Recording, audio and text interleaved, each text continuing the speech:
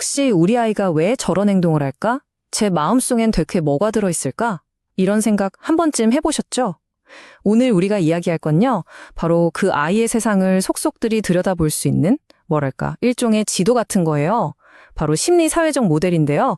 제가 아주 쉽고 재밌게 한번 파헤쳐 드릴게요. 자, 그럼 바로 핵심부터 들어가 볼게요. 아이의 성장은요, 절대 아이 혼자만의 이야기가 아니에요. 물론 아이가 타고난 기질이나 특성도 중요하죠. 근데 그만큼 어쩌면 그 이상으로 중요한 게 바로 아이를 둘러싼 환경이라는 겁니다. 그러니까요, 환경이라니. 대체 그게 뭘까요? 막연하게 들리잖아요. 근데 이 질문에 대한 답을 딱 찾고 나면 정말로 아이를 보는 우리의 눈이 확 달라질 거예요. 그 답이 바로 오늘 우리가 얘기할 심리사회적 모델 안에 있습니다. 이게 뭐냐면 아이를 둘러싼 환경을 마치 양파처럼 보는 거예요. 아이를 중심으로 겹겹이 쌓인 5개의 원으로 설명을 하거든요. 어때요? 딱 그림이 그려지지 않나요? 자, 그럼 지금부터 저랑 같이 이 양파 껍질을 한 겹 한 겹 벗겨보자고요. 자, 모든 것의 중심이죠. 이 양파의 가장 안쪽, 그 핵심에는 누가 있을까요? 네, 바로 아이 자신이 있습니다. 아이가 이 세상에 깍 태어날 때부터 가지고 있는 그 고유한 특성들, 이게 모든 이야기의 시작점인 거예요. 이 첫 번째 원안을 한번 들여다볼까요?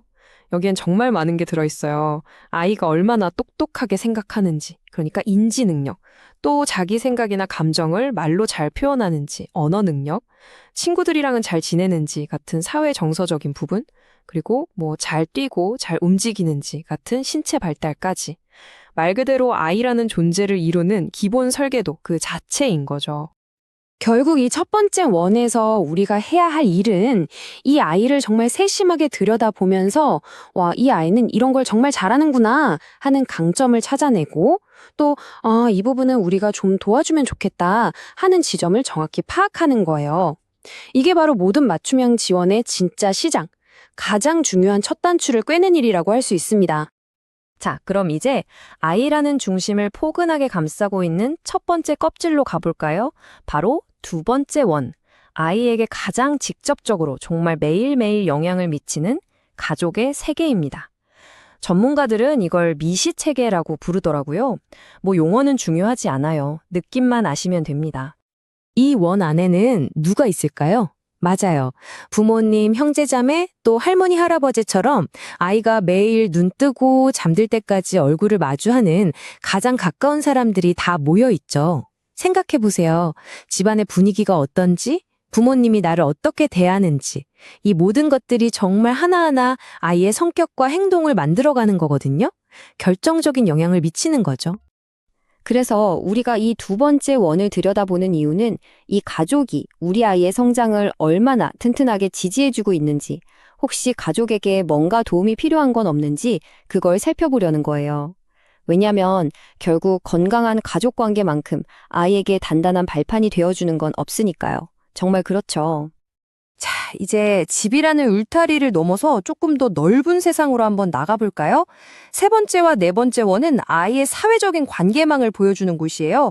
여기서 중간 체계니 외체계니 하는 조금 어려운 용어가 나오는데 전혀 걱정 마세요. 제가 정말 쉽게 풀어서 설명해 드릴게요. 먼저 세 번째 원, 중간 체계는요, 아이가 속한 세상들이 서로 어떻게 연결되어 있나 이걸 보는 거예요. 예를 들어 볼까요? 엄마 아빠랑 유치원 선생님 사이가 아주 좋아요. 그럼 어떨까요? 당연히 아이의 유치원 생활도 훨씬 즐거워지겠죠. 바로 이런 연결고리를 보는 겁니다. 자, 그럼 네 번째 원, 외체계는 뭘까요? 이건 아이한테 직접 닿지는 않지만 은근히 영향을 주는 환경이에요. 예를 들면 아빠 회사 분위기가 너무 좋아서 맨날 칼퇴를 해요. 그럼 아이는 아빠랑 저녁에 놀 시간이 많아지겠죠? 바로 이런 간접적인 영향을 말하는 겁니다. 신기하죠? 자, 드디어 마지막입니다. 지금까지 우리가 본 모든 원들을 아우르는 가장 크고 거대한 원을 살펴볼 시간이에요.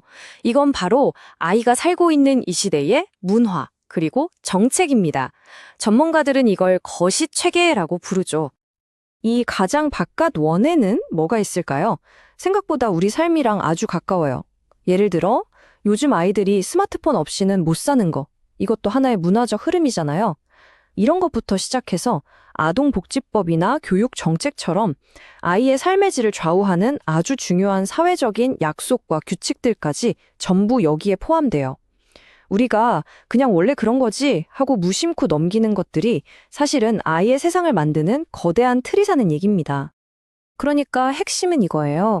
이 가장 바깥쪽 원이 마치 우리가 숨쉬는 공기처럼 눈에 보이지는 않지만 그 안쪽에 있는 아이의 가정, 학교, 친구 관계, 이 모든 것에 영향을 미친다는 거죠.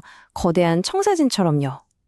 결국 우리 사회가 어떤 가치를 중요하게 생각하고 어떤 시스템을 갖추고 있느냐가 한 아이의 삶을 조각해 나간다고 해도 과언이 아닌 겁니다. 자, 그럼 지금까지 우리가 함께 벗겨본 이 5겹의 양파 한번 쫙 정리해 볼까요? 가장 안쪽의 아이 개인부터 시작해서 바로 그 다음에 가족, 그리고 학교와 친구들, 더 나아가 사회 구조, 마지막으로 이 모든 걸 감싸는 문화와 정책까지.